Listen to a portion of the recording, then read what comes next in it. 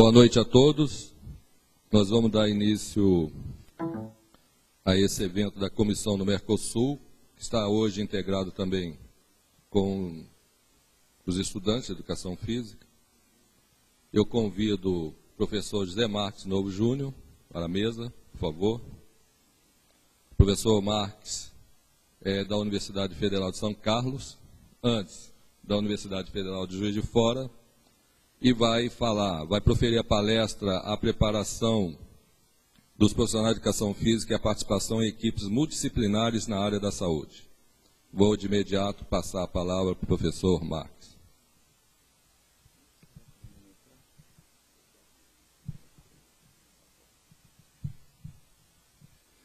Bom, gente, boa noite a todos. Obrigado por estar aqui prestigiando, né? Porque não é fácil ficar aí sentado, passar vários dias, né? Ouvindo.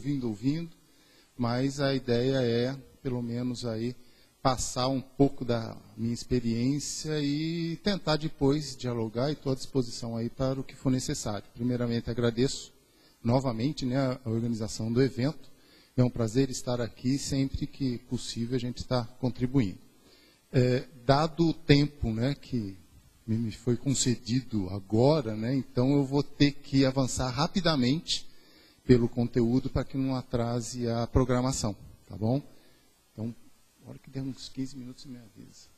Bom, é um tema complicado quando a gente fala da preparação do acadêmico de educação física, porque vamos considerar que cada curso, cada universidade, faculdade, tem um perfil desejado para o seu egresso, definido pela localização daquela faculdade, o perfil de egresso desejável. É óbvio que há um parâmetro curricular em nível nacional que talvez tenha que se seguir para que haja uma formação parecida nos diversos âmbitos. Porém, é necessário que cada local, cada região tenha condições de formar o profissional requerido na área desejada no âmbito daquela universidade. Passando rapidamente aqui a minha formação com relação a uma série de ações que eu tenho desenvolvido, né, em termos de ensino, pesquisa, dentro da Universidade Federal de São Carlos. Porém, dada a minha formação de pós-graduação em mestrado na bioengenharia, na Faculdade de Medicina de Ribeirão Preto, na USP, e dentro da medicina também na Unicamp, dentro da engenharia biomédica, nesse momento aqui eu passei pela medicina em nível de atenção terciária. Enquanto pesquisador, eu vi os casos até em nível de cirurgia, acompanhando cirurgia. Então, eu não vivenciei nesse momento, durante vários anos, o que é o sistema público de saúde, o que é a rede de atenção primária à saúde. Então, eu estava vendo o caso mais extremo. E a partir do momento que, enquanto eu estava na Federal de Juiz de Fora, aí eu tive a oportunidade de desenvolver projetos que, de alguma forma, atingiam realmente esse público. E esse projeto de extensão, obviamente, já passou a ter condições de atuar na rede pública de saúde. Deu tanto certo que a própria Unimed, sem querer fazer qualquer propaganda aqui, mas eu acho que tem que se ressaltar quando se investe na saúde das pessoas que tenham a necessidade da educação física. Então, por 15 meses, nós ficamos ali colocando toda a metodologia do projeto para que ele pudesse dar assistência aos seus usuários. E, a partir daí, a representatividade junto à Comissão Nacional de Residência Multiprofissional em Saúde, representando aí o CONFEF, numa das 6 câmaras técnicas, né? E no caso a minha é saúde coletiva, saúde da família, atenção primária à saúde e comunidades. A necessidade de alguma...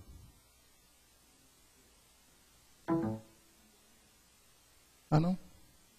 Tá. Só deixa eu ajustar aqui, porque só ajustar...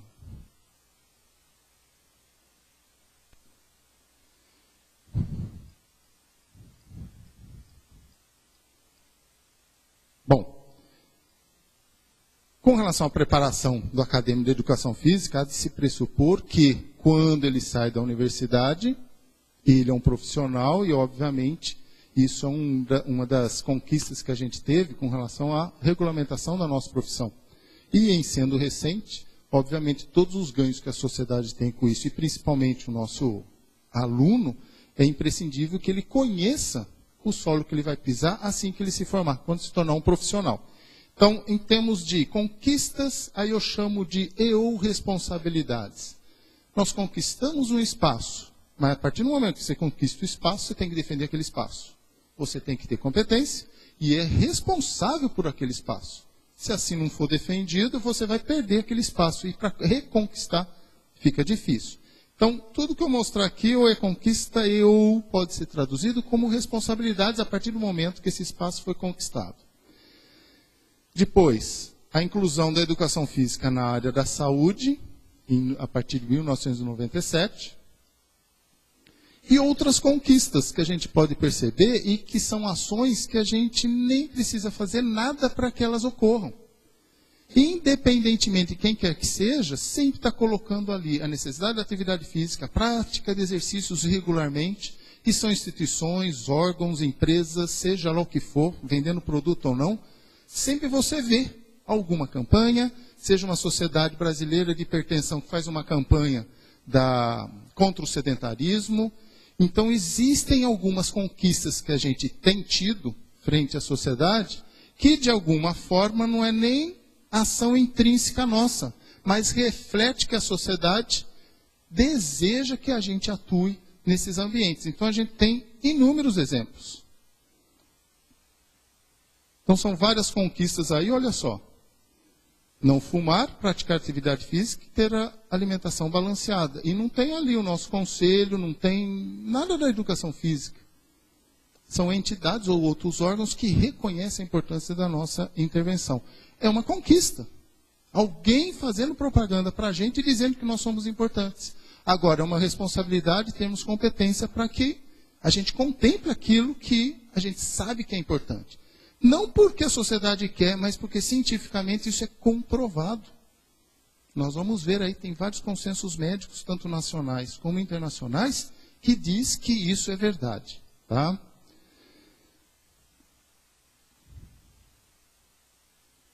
Agita Gestante, né? Desde os Agita São Paulo, Agita Brasil, tem vários, né? Enfim.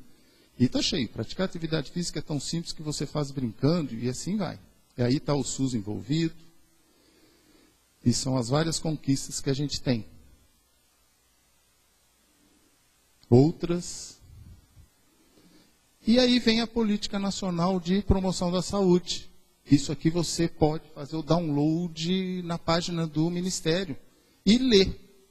Aliás, tem que ler sempre e se informar sempre. Então, essas dicas que eu coloco aqui, informe-se sempre, não só acessar a página do seu conselho, seja o regional mesmo, o federal, mas identificar dentro do Ministério da Saúde, onde a gente vai estar atuando, essas informações. Então, nessas informações, olha o que você vê lá, estratégia global para alimentação saudável, atividade física e saúde, é da Organização Mundial de Saúde. É em nível mundial. E, de alguma forma, a política nacional tem que referendar essas recomendações. E lá dentro, a hora que você faz um recorte, está lá, ações específicas, prática corporal e atividade física. São termos que são recorrentes o tempo todo, isso aparece. Como que vai ser feito? Compete a nós definirmos, compete a nós realizarmos. E aí continua. 2006, estratégia, aí vem as portarias, 1190, 2005, promoção da saúde, e dá outras providências. Aí vem 2608, de 2005, uma série de definições e prevenção de doenças. É exatamente o que a gente faz. Portaria Interministerial de 2006, Gabinete do Ministro, institui diretrizes para a promoção da alimentação saudável nas escolas de educação infantil. Quer dizer, lá atrás, onde a gente também pode estar atuando. Profissional da educação física inserido em projetos que a gente tem discutido, que são os NAFs. Então, aqui, desde 2008, já foi criado os NAFs e, recentemente, a portaria foi ampliada. E olha só, quando você entra no Ministério da Saúde e pode identificar, tem lá um manual de hiperdia, né, hipertensão, diabetes mellitus. Num dos trechos dele está lá, equipe multiprofissional. ele cita, né, professor de educação física, mas estamos incluídos também. As diretrizes brasileiras de hipertensão, da Sociedade Brasileira de Hipertensão, você também pode pegar isso na íntegra na internet. E está lá o quê? Professores de educação física. Tá? Entenda-se aí, profissionais. Essa identificação do nosso profissional é óbvio. No ambiente médico, da medicina, eles ainda não têm a nossa posição enquanto profissional de educação física. Mas estamos ali, tá? Dentro das diretrizes e a necessidade de compor uma equipe multiprofissional. Outro trabalho também americano, esse é extremamente importante, porque os Estados Unidos ele tem uma condição de fazer estudos epidemiológicos fantásticos, e coisa de décadas, tudo registrado. A partir do momento que você registra, você tem condições de identificar nesse banco de dados informações suficientes para você saber o que está acontecendo, e saber o que está acontecendo, fazer a intervenção correta. Então, esse trabalho aqui, eu não lembro quantas páginas são, mas são pelo menos 200 ou até 300 páginas em inglês. Mas o que é interessante notar, nessas 278 páginas, olha só, coach, né, que é treinador em inglês, encontramos uma vez só. Professor de educação física, 5. A palavra dança são citadas nessas páginas 14 vezes.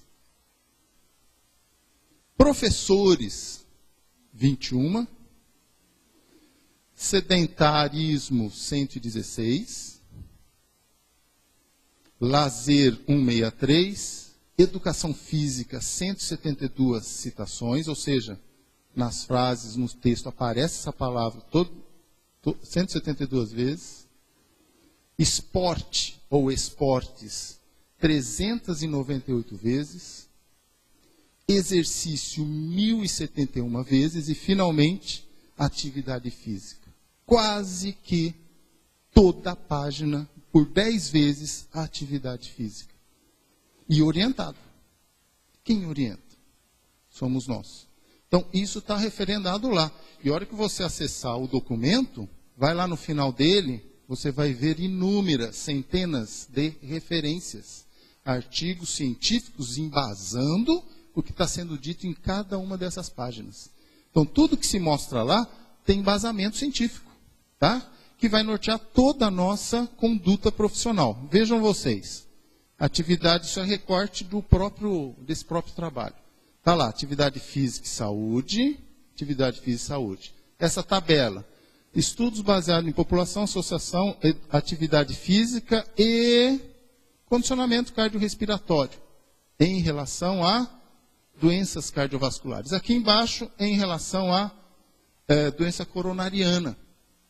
O que mostra essas tabelas? O estudo, atividade física, população, definição. Está lá, atividade física índice da atividade física baseada em horas por dia despendidas para atividade física. Então, aquele estudo definiu a atividade física em horas por dia. E aqui é a mesma coisa, classificação de trabalho ocupacional, tal, sedentarismo e etc, etc. Então, essas definições, baseadas em cada um dos estudos, vai definir o que de fato é importante para o indivíduo deixar de ser sedentário. O que acontece nessa tabela? Existem 13 definições de como seria o tipo de condicionamento físico necessário para que eu atuasse com sujeitos que tivessem doenças cardíacas. 13 definições. E cada uma delas, eu teria que ter ferramenta necessária para promover a atividade física de reabilitação. E no de baixo, 43 tipos de definições. Quem é que tem condição de trazer de uma das definições, eu vou assumir essa definição. Essa definição vai permear todo o meu trabalho de reabilitação com o meu aluno. Quando ele teve alta, está na minha mão, na minha academia, na escola, seja lá que ambiente for. Qual das definições eu vou assumir? O que é importante aí? Leitura. Não adianta, tem que ir lá e ler o documento. Não é pegar uma receitinha de bolo, uma planilha, só porque deu certo com um sujeito ou com um grupo, vou aplicar no meu grupo. Tem que ler, tá? Ainda, ética e bioética, a parte de recomendações, isso a gente já colocou várias vezes aqui hoje, e desde o início do evento. Isso faz parte do quê? De textos que a gente tem que estar sempre informado, saber o que está falando lá dentro. Eu falei que esse texto aqui, antes de estar no papel, já estava disponível na internet. Então, a pessoa tem que estar atenta e ver o que está sendo falado ali. Ah, tem dúvida? Entre em contato com os autores. Pergunta, tá? Perguntar não ofende, não. Vale a pena você entrar em contato com os autores e identificar quais são as necessidades de cada uma das ações requeridas ali.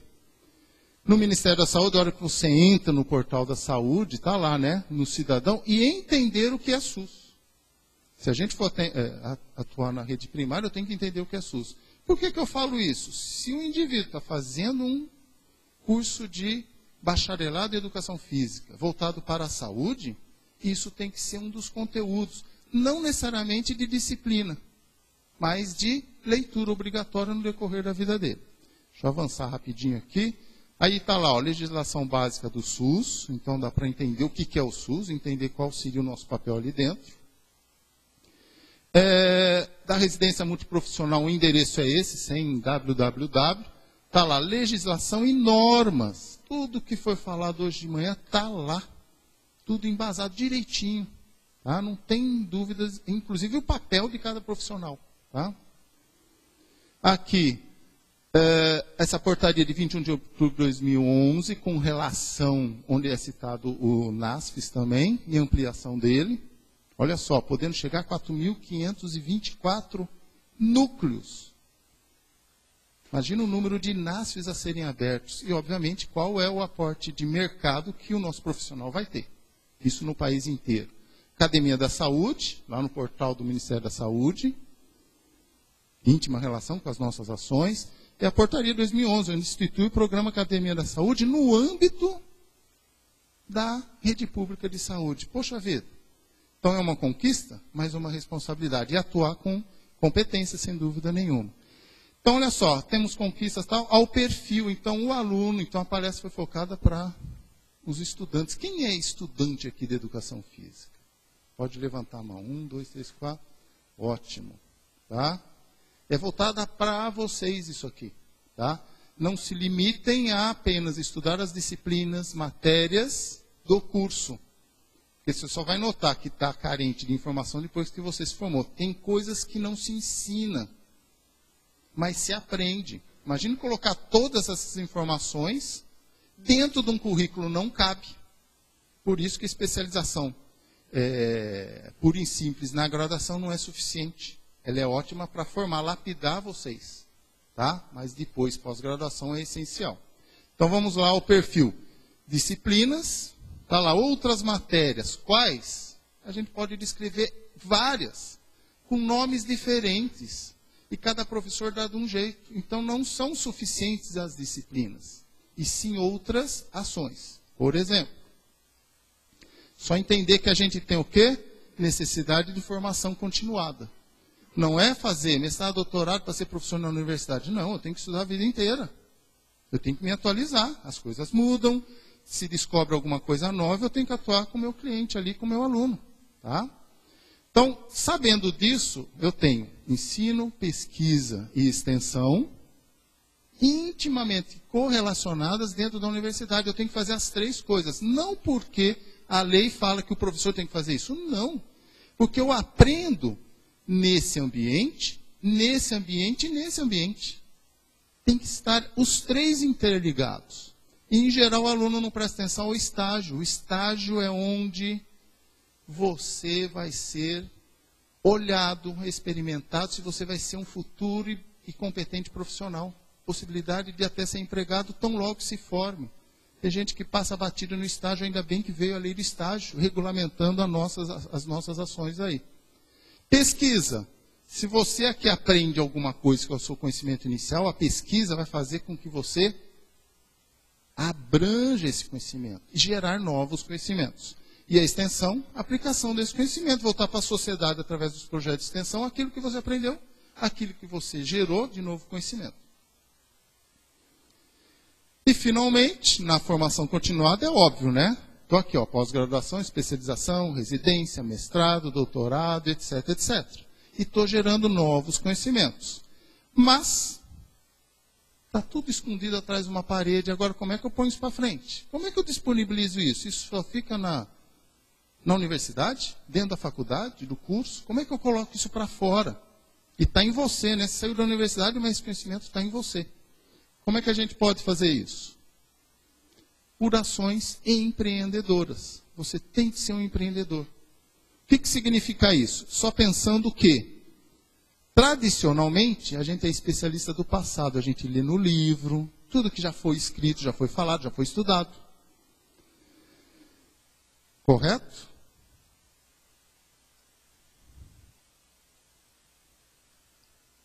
O que a gente precisa?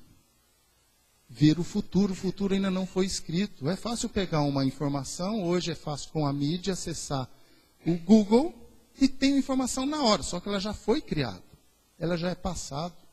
Então, para eu poder romper aquela parede de conhecimento e extravasar isso, eu tenho que pensar no futuro.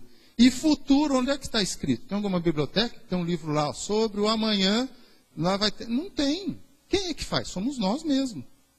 Tá? Então, soluções do passado não interessam, é lógico, baseiam todo o nosso conhecimento para a gente poder ter um solo firme para poder ir à frente. Tá? Então, você tem que inovar para encontrar o seu espaço no mercado de trabalho. Você tem que ser diferente. Tá? Então, para romper aquela parede e ir para frente, o que eu faço? Conhecimento adquirido, dedicação, tempo, esforço. É o que vocês estão fazendo aqui. Muitos deixam familiares em casa, o cachorro em casa, está com saudade já, está cansado, tudo, mas está aqui se dedicando. De cada 1 milhão de palavras, basta uma para você mudar o seu comportamento, sua atitude. Basta uma para melhorar o seu conhecimento. Então você está aprendendo, você tem uma limitação. Você só sai desse estágio, desse platô de aprendizado, a partir do momento que você aplica o seu conhecimento. E aí, mesmo assim, você aplicando o conhecimento, você chega num limitante. Como é que eu saio desse limite? Compartilhando o conhecimento. É não ter vergonha de falar que não sabe e procurar quem sabe. E ajudar quem não sabe com aquilo que você tem conhecimento.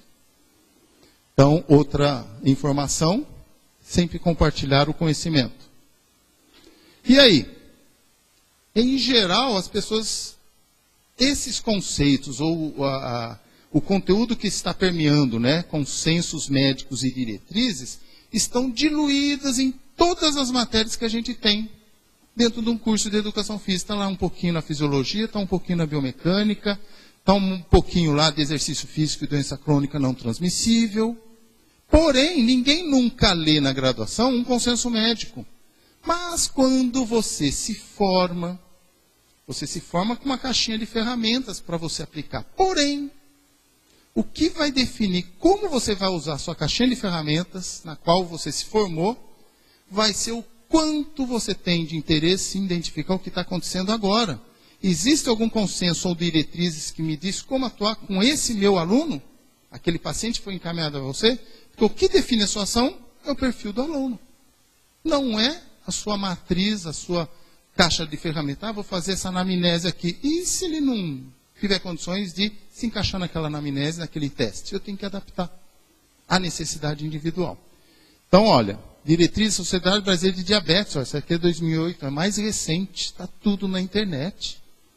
Vai lá, faz um download. Agora, não faz um download, pega um pendrive grande, põe tudo lá em PDF e nunca lê nenhum. É preferível baixar um, lê-lo, do que ter vários e não lê-lo.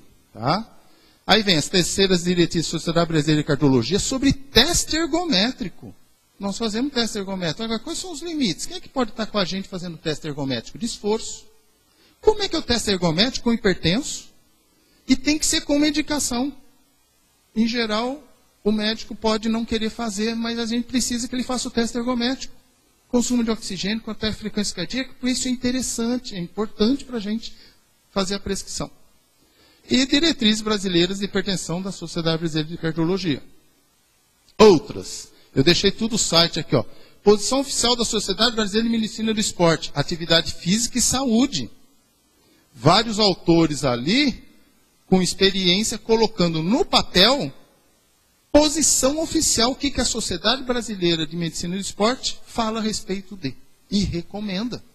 Tudo baseado em estudos científicos. Mesma coisa, atividade física e saúde na infância e na adolescência.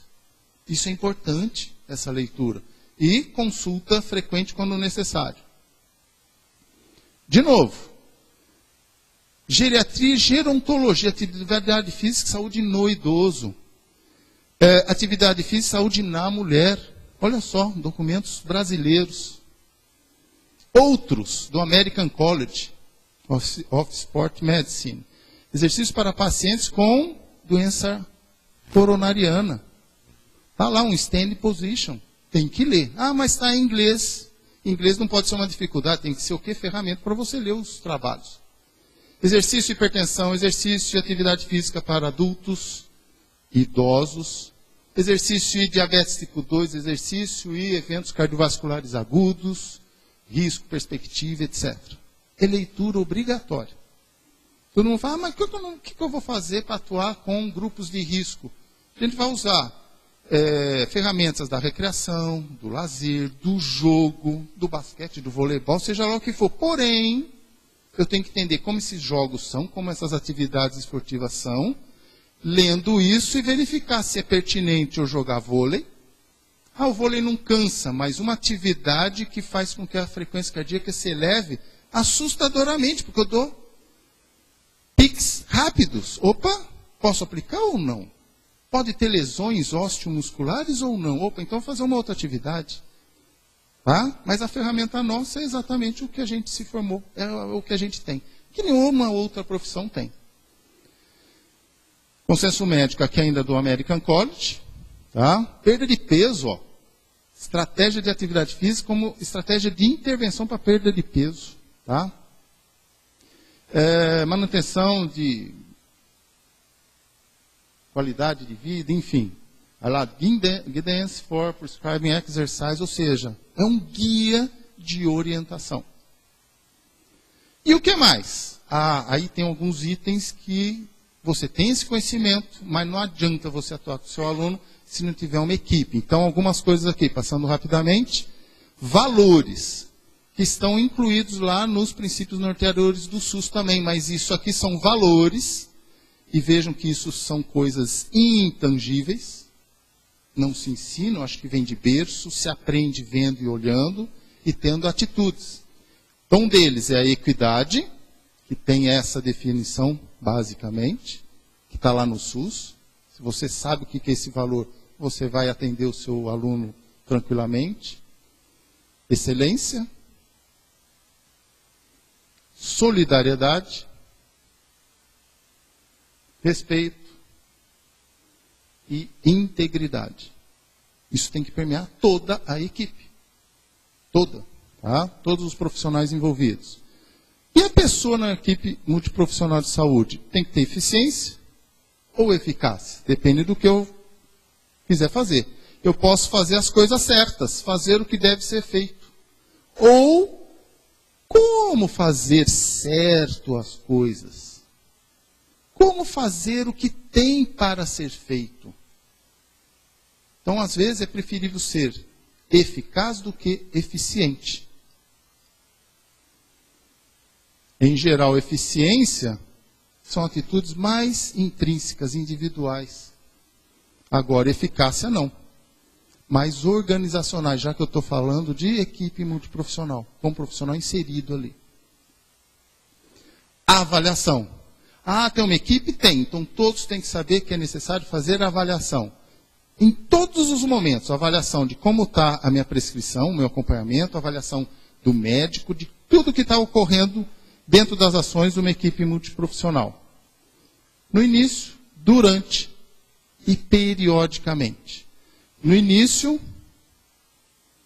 para diagnóstico. Eu tenho que saber onde eu vou, para onde eu vou caminhar. E o que eu tenho que fazer. Quais são as necessidades. Isso é importante, tá? Daí vocês vão identificar indicadores que vai permear se você avança, muda de caminho, de rota, ou reavalia a conduta da equipe multiprofissional daquilo que você vai estar fazendo. Então, você tem que ter isso o tempo todo de indicadores. Se o indicador for IMC, O que tem que acontecer com esse indicador? Diminuir. O indicador é índice de glicemia, vai ter que diminuir. O indicador é LDL, vai ter que diminuir. Mas para ter o LDL eu vou ter que ter exame laboratorial. Eu tenho na equipe ou condições de ter exame laboratorial? Tem. Indicador é importante? É. Atividade física vai influenciar ali diretamente? Se você achar que vai, legal, então esse indicador vai ter que diminuir. E se você não registrar, você não vai ter condições de identificar o quanto isso está acontecendo. Tá? Se as suas ações estão adequadas. Então, a formativa e a somativa. Então, diagnóstico, conhecimento prévio, detectar dificuldades, adequar-se e atualizar. Tá? Porque às vezes o paciente fala que tomou o medicamento e não tomou. Como é que você sabe que ele não tomou? Ele precisa tomar. Às vezes ele não tomou não porque não quis. Porque a rede pública não tinha o remédio disponível para ele. E às vezes tem vergonha de falar que não tinha o remédio. E aí? Ou tomou errado, não sabe tomar o remédio adequadamente. Tá? Por isso que a equipe multiprofissional tem que saber orientar o paciente como administrar. Tá? E a somativa, desempenho do usuário, condição física e demais profissionais. Então, isso tem que permear durante toda a vida as ações da equipe multiprofissional. Os objetivos, atenção integral à saúde, isso é inerente, porém, qualquer proposta de intervenção deverá agregar às ações de interdisciplinaridade esses 3 princípios do SUS, se eu estiver atuando na rede pública de saúde. Imprescindível. Segundo, resolutividade e humanização da assistência, assegurando acolhimento e vínculo. Dei alta e deixa a pessoa, vai embora. Não, tem que saber o que está acontecendo. Quando fala de matricial, né, dentro dos NASs, eu tenho que saber o que está acontecendo. Tratei a pessoa e todo momento saber o que está acontecendo com ela. Eu vou passar aqui porque a mesa já me falou que eu tenho pouco tempo, mas isso eu não posso deixar de apresentar. Tá? Apresentei hoje de manhã, posso estar sendo redundante para quem veio de manhã, mas eu tenho que falar. Tem gente que não faz nada que exija supervisão. Ele não faz nada sozinho. Ele depende de terceiros para trabalhar. Eu acho que você tem que ter autonomia e assumir responsabilidade, não esperar que os outros peçam para você.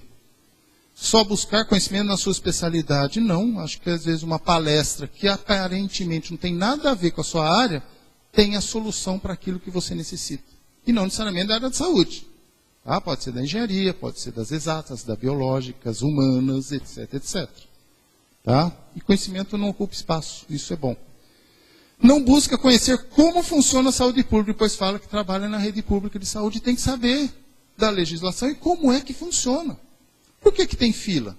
Por que o sujeito procura as unidades básicas de saúde toda segunda-feira de manhã?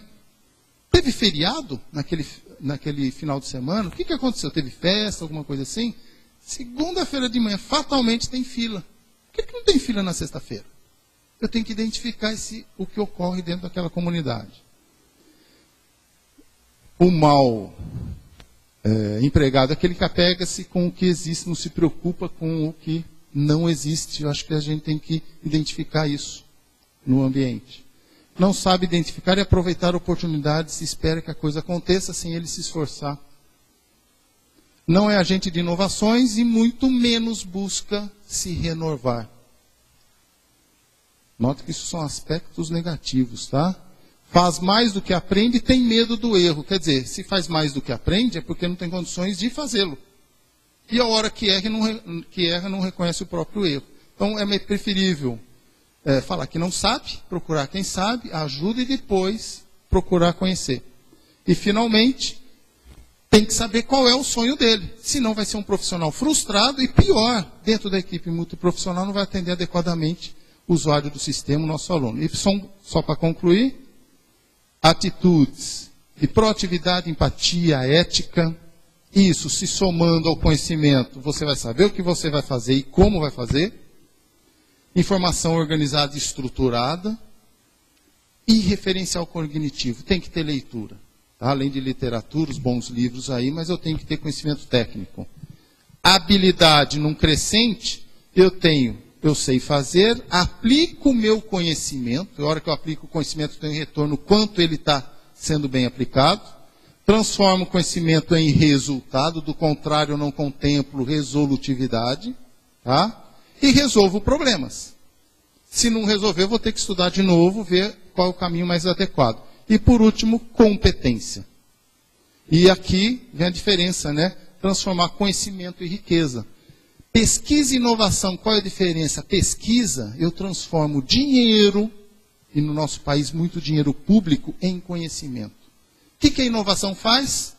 Transforma conhecimento em riqueza. Ele transforma novamente em dinheiro. Eu tenho que passar para a sociedade um bom atendimento. Ah, mas isso é intangível? É, mas eu resolvi um problema na saúde pública. Eu diminui gastos com a saúde pública, com remédios, etc. Então são coisas diferentes. De novo, pesquisa, eu uso de dinheiro para transformar o dinheiro em conhecimento. Inovação, o conhecimento que eu detenho, eu tenho que transformar isso em riqueza. Seja em serviço, seja em produto para a nossa sociedade. Principais desafios, só para concluir, a gente sempre tem que estudar sempre. Trabalho árduo, cada um tem que saber reconhecer suas limitações e reconhecer no outro suas capacidades, as virtudes que você não tem, isso é importante. E, por fim, imagine se o trilho de trem fosse o nosso paciente, atendido muito bem por duas equipes distintas, e as equipes são extremamente competentes. Alguma coisa falhou. A gente não pode deixar que isso ocorra. Ou seja, a gente tem que atender integralmente um aluno que está em nossas mãos. Os meus contatos, obrigado pela atenção e desculpe pela correria. Muito obrigado.